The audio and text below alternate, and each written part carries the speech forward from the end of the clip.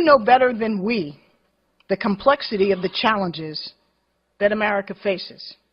Every day, I start my morning with a briefing that covers the most sobering threats and the difficult problems that confront us in the world. These include the fallout from the Arab uprisings, Russian aggression, Ebola, cyber attacks, and a more diffuse terrorist threat. Welcome to Gimme 5. It doesn't comfort me that she's the person in charge of protecting us from all of the aforementioned. Susan Rice gave a speech on Friday. I think it's very important that we hear some more of what she had to say. But too often, what's missing here in Washington is a sense of perspective. Yes, there is a lot going on.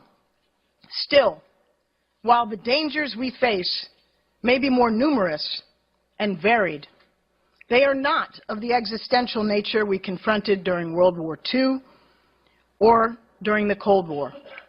We cannot afford to be buffeted by alarmism and a nearly instantaneous news cycle. No, why should we be? No. Wait, the key words coming up will be global warming and lesbian, gay, transgender, bisexual. That's the true concerns of the National Security Advisor. Those are the things that keep her up at night. You heard what she hears about in the morning, but that's what keeps her up at night, I believe. God help us. Here's more. We're committed to fighting terrorism and stopping the spread of nuclear weapons, even as we rally the world to meet the threats of tomorrow. Malicious cyber actors and deadly pandemics, climate change, and competition in space. Climate change! Bing, bing, bing, bing, bing, bing, bing. That's right, climate change. That's something that's really devastating. You know, this terrorism thing, it's not like the existential threat we faced in World War II or the Cold War, but climate change, oh-ho, there you go. That's a biggie. If only she were finished, but here's more. Fighting terrorism is a long-term struggle. There will be setbacks, and there are no one-size-fits-all solutions. We have to work across multiple lines of effort in diverse contexts to be effective. To degrade and ultimately defeat ISIL, we have assembled a broad coalition that is confronting this scourge from all angles, from training Iraqi security forces and supporting the moderate Syrian opposition, to encouraging political reforms in Iraq that foster greater inclusion. Man, we need inclusion. The same old nonsense. Same old nonsense. We need an Iraq government to be inclusive. We want to degrade ISIL. We need to degrade ISIL. I mean, give me a break. We need to destroy ISIS, not degrade them.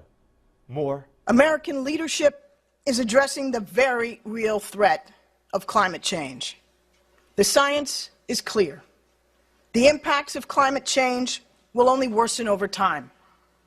Even longer droughts, more severe storms, more forced migration. So we're making smart decisions today that will pay off for generations, like our groundbreaking climate commitment with China that will limit both our nation's greenhouse gases and bend down the global emissions curve. Woo-hoo! Global warming, there you go, climate change, more. We believe everyone should be able to speak their minds and practice their faith freely. We believe that all girls deserve the very same opportunities as boys. We believe that all human beings are created equal and are worthy of the same love and respect, including our lesbian, gay, bisexual, and transgender brothers and sisters. These beliefs are fundamental to who we are. And there's your National Security Advisor. That's what she's concerned with. And this. We've reduced the population at Guantanamo by nearly half. And while there are very tough challenges ahead, we mean to keep going until we finish the job. God help us. Your Newsmax Now updates next.